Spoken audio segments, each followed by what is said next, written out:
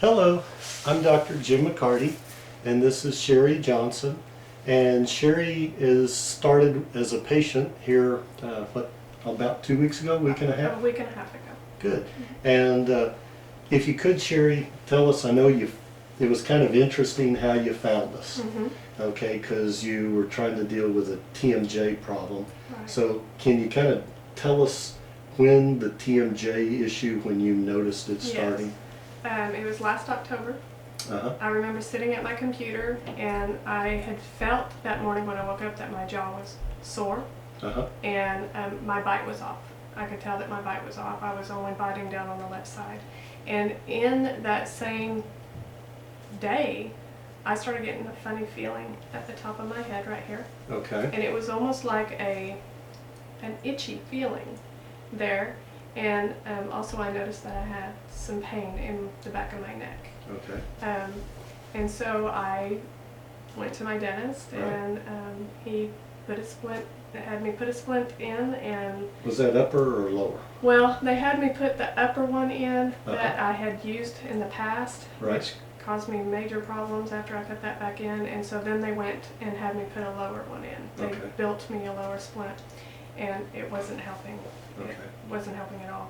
And I'd go back every couple of weeks for adjustments, but in this time that was happening, my neck had gotten really bad. I mean, really was hurting pretty bad. And through the months, I started getting pain all the way shooting up to the top of my head, where I was getting that funny feeling in my head. And that's how I called you, because I was at my wit's end. And so you said that you had gone to, so you'd had one splint. When was the first splint given to you? The first splint was given to me a year prior. I had had some TMJ problems, and that splint helped me. But this time in October, when I felt like it was maybe TMJ, it felt different. It wasn't what I was feeling the first time. And they had me go ahead and put that old splint in. So they had you try the old splint, and then when that made things worse. It made them way worse. And then they had you come in and fit you for the lower splint? Yes. And then he'd have me come back every couple of weeks, and he would adjust that lower splint. And how long did that go on for? 6.5 months. Okay, so it started in October? Okay. Up through April, May? Up through May. Okay. And then they sent you to another dentist, right? Yes, actually it was my choice. I decided to go see a TMJ specialist because it wasn't helping me. Okay. And the TMJ specialist told me I did not have TMJ, that I had what was called Ernest syndrome, which I had never heard of before. And they were going to the treatment for that was putting steroid shots in my ligament. Right. Is that what that is, a ligament? For me to come in once a week, and they were going to put steroid shots in my ligament, and that was going to treat that problem. Okay. But I didn't feel comfortable with that, and I didn't feel like that was my problem, because I knew my bite was off, and I knew my neck was hurting, and I was having these pains up into my head. At that time, I did not have the chronic headache. Right. But it didn't take long. It was a couple weeks after that the chronic headache and neck ache hit, and I couldn't get rid of it. Okay, and so then once you couldn't get rid of it, did you try any pain medications? I did. I tried pain medication. I tried muscle relaxers. I mixed extra strength Tylenol with ibuprofen, which I don't do. I don't take medicines, but I was at the point where I couldn't even sleep. I didn't know what to do anymore. And I had gone to the emergency room 5 times within that span. And what did they tell you? They told me, a couple of times they just told me that it was probably allergies or sinus problems, and they would prescribe me antibiotics. And I took the antibiotics, and nothing was changing, nothing was helping me. And then they finally told you you had what, occipital neuralgia? The last time I went to the ER, the doctor there said they did a CAT scan on my head, and he said, I don't see any tumors. You have what is called occipital neuralgia, and told me that I needed to see a neurologist. That was the only thing. He actually gave me pain medication while I was there at the hospital, and it didn't even touch my problem. I still had a headache when I left there. Okay. And so did it make you nauseous? Yes. Yes, it did. And it made me, my muscles jerk like crazy. I'd never felt that before. And I didn't like it because I felt like I was completely not in control of my body. And so, so then I called a neurologist the next day, and they said, well, we can get you in. And I had told them I'd been to the ER and everything, and they said, well, and I was in chronic pain at that point, and they said, we can get you in, but not till June 11th. Well, this was the beginning of May, Right. and there was no way I could deal with. So that was 6 weeks out. Yes, yes. And so I dealt with the pain a little bit longer, and then that's when I decided to call the TMJ specialist again, and I called you. Right. And I'm so grateful I did. But and because I was absolutely at the verge of a nervous breakdown. At that point, actually the night before, I was crying so intensely with my husband and telling him I couldn't deal with the pain. Was that where you were telling me you were at the restaurant? Yeah, no, that actually happened a week before, where I was Okay. at the restaurant, and I was in pain then, and I couldn't even eat. My husband was trying to get me to eat, and I couldn't eat, and I was telling him that I didn't know what I was going to do, that this pain was horrible, and that I just needed help. And then that's when I found the charm that I felt. And you know, I was at the point when I called you of even losing my job because I couldn't work. I couldn't focus on my computer anymore. And so your work requires being on the computer a lot, and a lot of mental multitasking. Yes, and yeah. Research. You know, I'm researching and I'm reading and I'm reading constantly, and I couldn't focus on even a document at that point because the pain was so bad. And this was, you told me it was your mom actually told me it was affecting the whole family. The whole family. It has affected the whole family. My husband has been a trooper because I wouldn't have put up with me. I was crying all the time. I didn't deal with the responsibilities that I've always dealt with and never had a problem dealing with. I couldn't deal with them. I was letting things lapse. My family, when they would ask me to come over for like a birthday party or something, all I could talk about was my problems that I was having and the pain I was in, and I couldn't laugh or smile or anything. And you told me you had always been the go-to person in the family. I've always been that go-to person where, Sherri, we need this, or can you draw this up for us, because you know that's the kind of work I do, and I just couldn't do it. And then you called the other doctor who happens to share my same name. Yes. And then you got me by mistake, and we chatted for a while, and then I told you that I have over 400 hours in neurology, postgraduate, and you wanted to know how soon you could get in, and I said, yeah, we get 2 openings this afternoon, one at 1 and one at 5, and you said, well, gosh, 5 would work great, so you brought your mom.